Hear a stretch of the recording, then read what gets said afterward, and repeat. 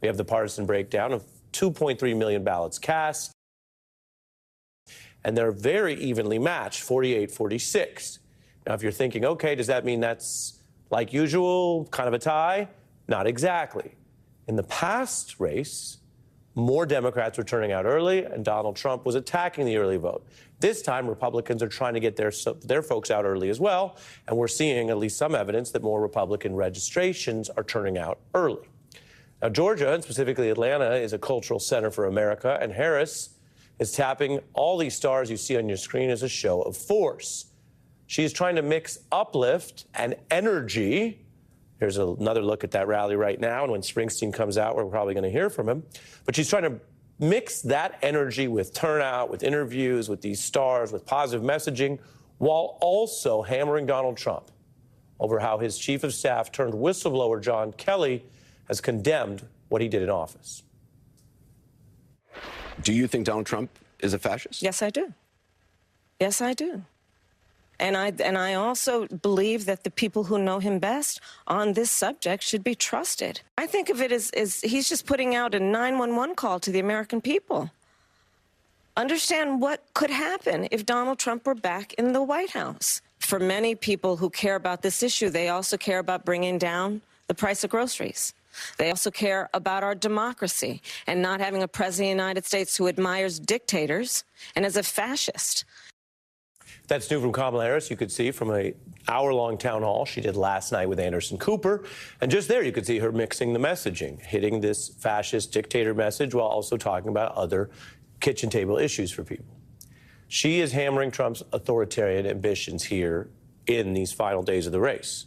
And next week, which is the last full week of campaigning, she's going to take that argument to the exact crime scene that led to what you see here, people storming the Capitol. She's going to give a special address at the same Washington, D.C. location where Trump incited and unleashed those people, some of them now convicted criminals, that you see going up the Capitol steps, trespassing, and then more. Now, Harris is using that appearance next week to draw attention to some legal facts. Much of this we've reported over the years, and many of these plots, which initially we were just telling you about as why it was more than a one-day riot, as it was originally called, well, now you can see how many of them have been indicted and led to his effort to steal the last election. Then you have Trump's aides and lawyers disbarred, indicted, some convicted, all for those coup election crimes. And you broaden out further, and you have, of course, the many cases and convictions that show that Donald Trump has overseen multiple organizations with now convicts, criminals at the head.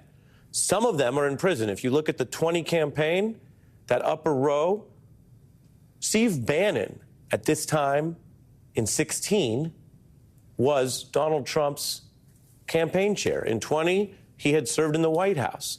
Now he's convicted.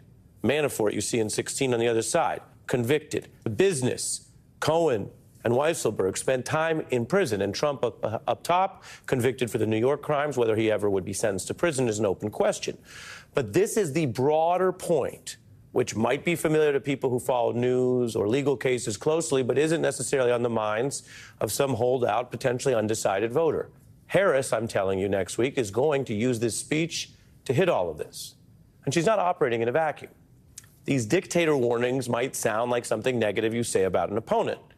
And it's very important to the Harris campaign to show the evidence and the testimony, not just make it sound like rhetoric.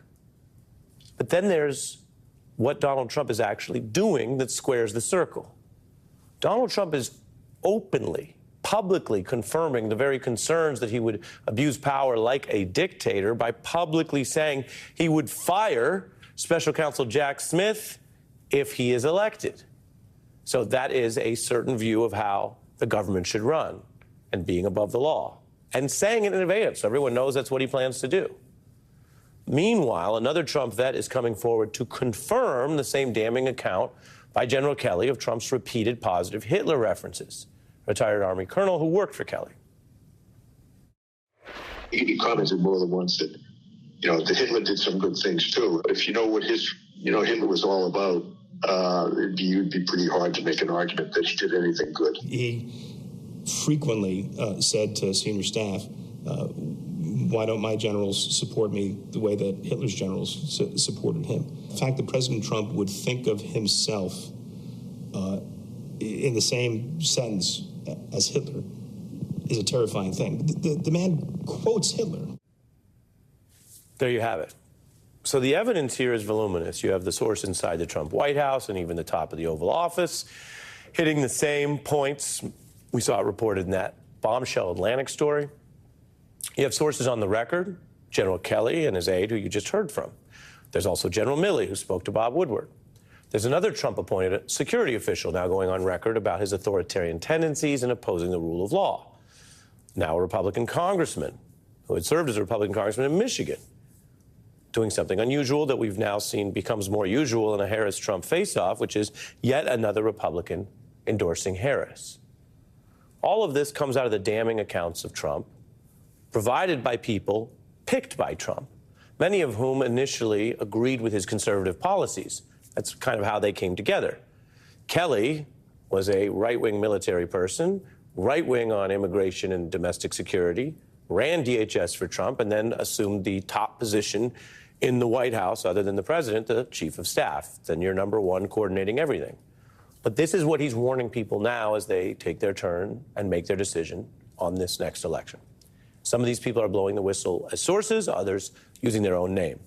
Some, we should note, again, consistent with the dictator warning, are doing so at considerable risk, given that they have seen threats of violence, intimidation, and then Donald Trump himself threatening to do the very fascist thing that they warned about. Milley, of course, who served his country with great distinction, talks about how Trump could very well make good on his threats to try to court-martial him if elected, something that Woodward reports on in that book. So what is the MAGA response? Now we are a couple days into the next chapter of this story. Kelly is someone who had not been seen at this level making this kind of warning on the record.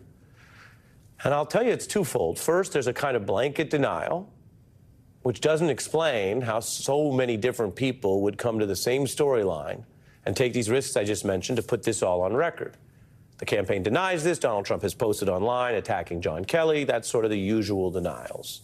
Second, there's this kind of bizarre effort to minimize the reports of embracing Hitler and the Nazi regime, which is the worst genocidal enemy that the U.S. has ever faced. You have Fox hosts and MAGA defenders trying to argue really impossible and unbelievable points. And if the stakes were not so high, this would be laughable. In another bad sign for Trump politically this week, the late-night shows, which give many millions of people their own snapshot of this race that they might not be following closely, the late-night comics are mocking the reality that this is where the Trump campaign has landed. This is the first election where reporters have to ask, who'd you root for when you watched Saving Private Ryan? Yeah. That word fascism gets thrown around a lot, and it's one of those words you hear frequently, but you don't actually know what it means, like emoluments or demure. So Trump made it worse today when he said, oops, mine bad. And you go, oh, don't say that. let me give you a definition. Fascism is a nationalist political movement that builds a cult around an all-powerful leader who vows to protect his loyal subjects from racially inferior others and the enemy within.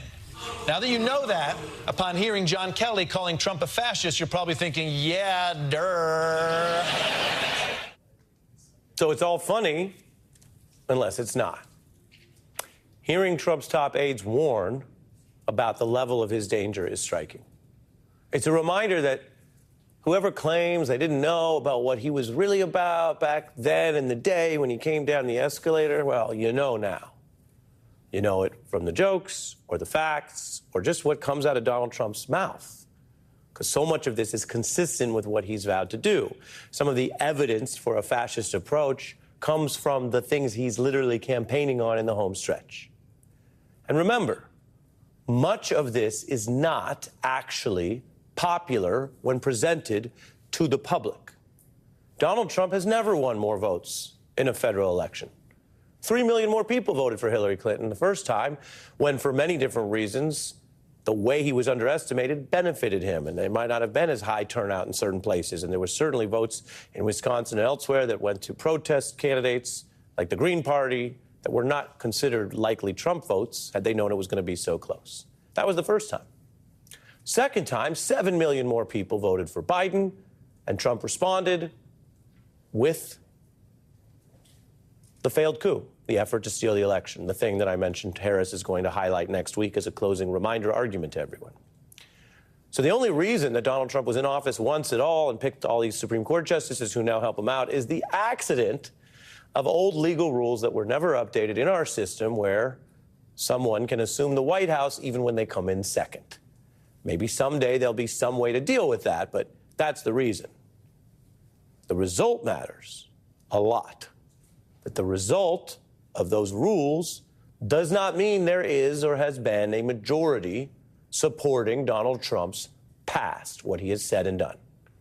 Whether that changes, whether he improves his numbers in the next 12 days, well, it's very simple.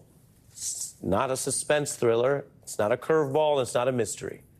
Whether he continues to be the person who comes in second, as he did in the last two elections, or whether he builds on that support and gets to a different result, is up to the voters. That's what we're going to keep an eye on tonight. We're going to also cover that rally as mentioned. The moment Springsteen comes out, we'll be sure to show you that. And I'll be back in 90 seconds with an Obama veteran.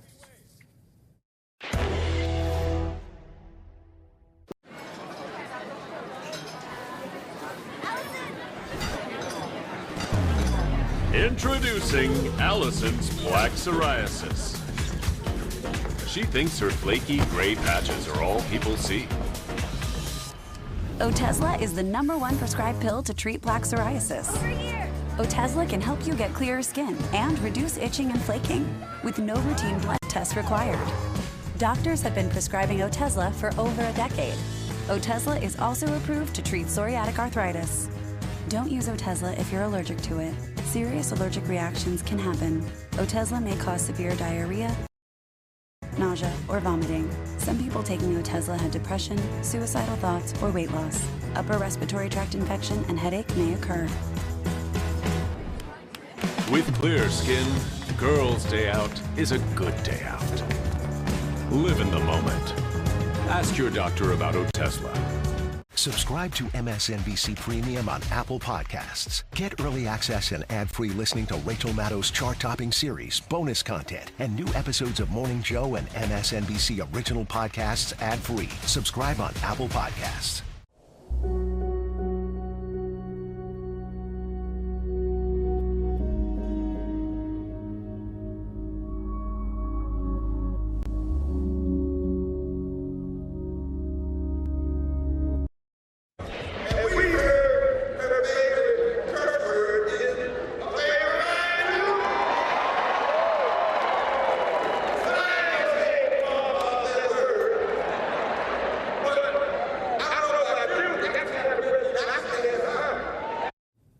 Samuel L. Jackson speaking moments ago at the Harris rally. I'm joined by Obama campaign veteran Che Komanduri.